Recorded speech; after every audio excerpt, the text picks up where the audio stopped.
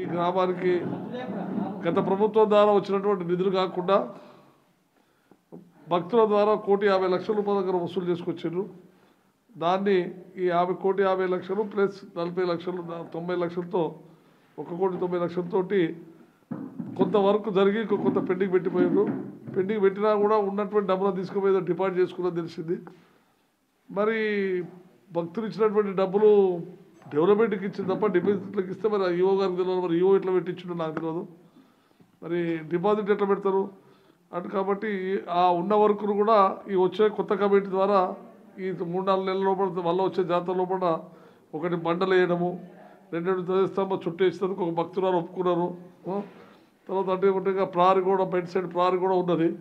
తర్వాత బయట మండపం చుట్టూ ఉన్నటువంటి ల్యాండ్ను కబ్జా చేసినటువంటి దగ్గరికి వెళ్ళి తీసుకోవడము, తర్వాత అవతల పక్క ఉన్నటువంటి మండపాన్ని మొత్తం చేసి దాన్ని మళ్ళీ బండలు వేసేసి దాన్ని కూడా రెనోవేట్ చేయడానికి ఈ కొత్త కమిటీని ప్రయత్నం చేయడానికి వాళ్ళకు మా వంతు సహకారం అందిస్తాం. తప్పకుండా ఈ 3-4 నెలల లోపల వాళ్ళతోటి విజయపించేసి చేయబోతాము. మేము ఇప్పుడే నరేంద్ర అంటుంటే కదా నరేంద్ర, నేను ఒక భక్తుడు అడిగిన నిన్ననే నా తనకు వచ్చిపోయారు సార్ డబ్బులకు, వచ్చిపోయారు సార్. మరి ఏమైనా అంటే 50,000 ఒప్పుకున్నా సార్, 1,50,000 ఇస్తాను సార్. మరి ఇట్లా ఓడంతలాడు ఓడివాడు పోయి గల్లీ కూర్చొని చేసుకొచ్చుకుంటే దానికి పద్ధతినే కాదు. మరి ప్రభుత్వం ఉన్నది లేదు కమిటీ ఉన్నది అంటే దానికి పులిస్లో పెట్టాలి కదా, దాన్ని ఉపజెప్పాలి. ఇవో నాకు ఉపజెప్పకపోతే కమిటీ రాలేదు కాబట్టి ఉపజెప్పమన్నారు కదా. ఆయన ఏమన్నాడు, మీది టెంపరీ కమిటీ అన్నాడు. నేను టెంపరీ కమిటీ కాదు, ఈసారి ఓపెన్ చేస్తాను సార్, ఈసారితో 10 లక్షలు ఇవ్వాలని చెప్పని వాగ్దానం చూపించుంటారా.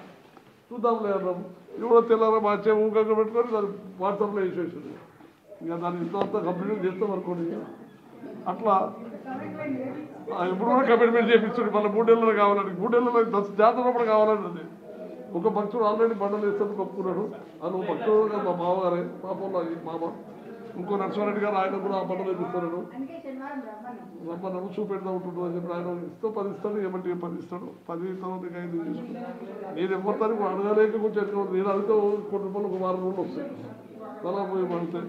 ఇక మా అచ్చేరిని పెట్టుకుని 10 మందిని పెట్టుకుని పోయి మా పోటీలో తలా 5-3 వాయిస్కి వస్తే ఒక 2 రోజులు 1 నెల 15 రోజులు ఇస్తే 2 రోజులు ఇస్తే వచ్చేస్తే చేయొచ్చు, డెవలప్మెంట్ చేస్తాం. కానీ మేము ఏదైనా వాళ్ళు మనం కన్సల్ట్ చేసిన మన గ్రూపులు మేము ఆలోచించాం.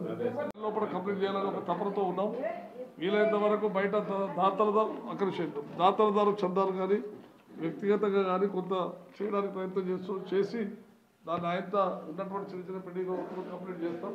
కంప్లీట్ చేసి ఇది ప్రజలకు ఇప్పటికీ అందుబాటులో ఉంది. దేవాలయం ఇది శాస్త్రంగా ఉంది. మళ్ళీ కూడా ఇంకా కూడా దేవాలయంలో ధ్వజస్తంభ ప్రతిష్ట కానీ, కలశ ప్రతిష్ట కానీ, గాలిగోపురం కానీ ఇవన్నీ కూడా అయినాక భక్తులను కూడా కొత్త ఊళ్ళో కూడా ప్రతి శనివారం 300-400 మంది భక్తులు వస్తున్నారు. పక్క ఊళ్ళకి వెళ్ళి కూడా ప్రక్క దానికి కూడా ఇది అతి పురాణమైన 400 సంవత్సరాల కింద స్వయంభూట్ అటువంటిది ఎవరో చెక్కి తీసుకొచ్చి పెట్టింది కాదు. ఒకరికి అక్కడ కనబడినటువంటి విగ్రహం ఇది.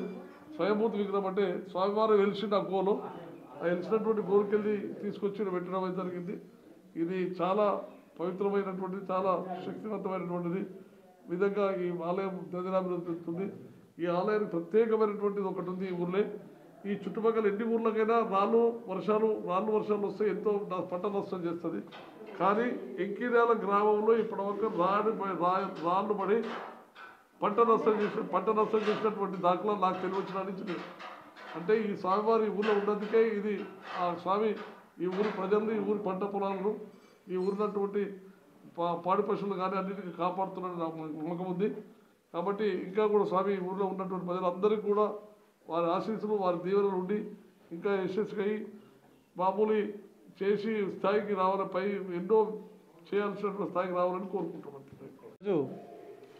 మన శ్రీ లక్ష్మీనారాయణ స్వామి దేవాలయంలో అన్నప్రసాద వితరణ కార్యక్రమాన్ని మన Bibinagar mandal single window chairman మెట్టు శ్రీనివాస్ రెడ్డి గారు వారి కుటుంబ సభ్యులు అన్నప్రసాద వితరణ కార్యక్రమం జరపడం జరిగింది.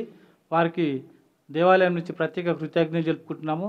మన లక్ష్మీనారాయణ స్వామి గుడిలో జాతర వర్కల్లా పెండింగ్ ఉన్న వర్కులు మన పెద్దలు గౌరవనీయులు మాజీ జిల్లా పరిషత్ చైర్మన్ కసిరెడ్డి నారాయణ రెడ్డి గారు ఇప్పుడు మీ అందరికీ తెలియజేయడం జరిగింది.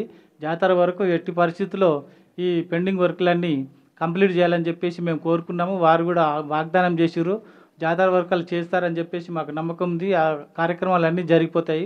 అదేవిధంగా మనము ప్రతి వారము అన్నప్రసాద వితరణ కార్యక్రమం జరుపుతున్నాము. ఆ కార్యక్రమంలో మన గ్రామస్తులు కానీ పెద్ద మనుషులు కానీ వచ్చేసి ఆ కింద కూర్చొని భోజనాలు చేయాలంటే చాలా ఇబ్బంది పడుతుర్రు. మోకాల నొప్పులు, మోచేతి నొప్పులు ఉన్నోళ్ళు కాబట్టి వారి కోసము డైనింగ్ టేబుల్, హాల్, బెంచులు చేపియాలన్న ఉద్దేశంతో మనం ఆర్డర్ ఇచ్చడం జరిగింది. వారికి కూడా 2 లక్షల దాకా 2 లక్షల రూపాయలు అడ్వాన్స్ కూడా ఇవ్వడం జరిగింది. మొత్తం 6 లక్షలు అవుతుందని చెప్పిండ్రు వారు. 2 లక్షల అడ్వాన్స్ కూడా ఇవ్వడం జరిగింది. ఒక 10 రోజులలో బెంచీలు కూడా వస్తాయి. దానికి దాతలు మనకి ఇచ్చిన వాళ్ళు కూడా మన రాజశేఖర్ రెడ్డి, మన దేవాలయం కమిటీ చైర్మన్ ఇందిరా కసిరెడ్డి నారాయణ రెడ్డి గారి తమ్ముడు డాక్టర్ రాజశేఖర్ రెడ్డి గారు 1 లక్ష రూపాయలు ఇచ్చారు. అదేవిధంగా పూసల శ్రీనివాస్ గౌడ్ అని పద్మరావు నగర్ మన భక్తుడు వచ్చేసి అన్నదాన కార్యక్రమం చేసి 51,000 ఇచ్చిండు.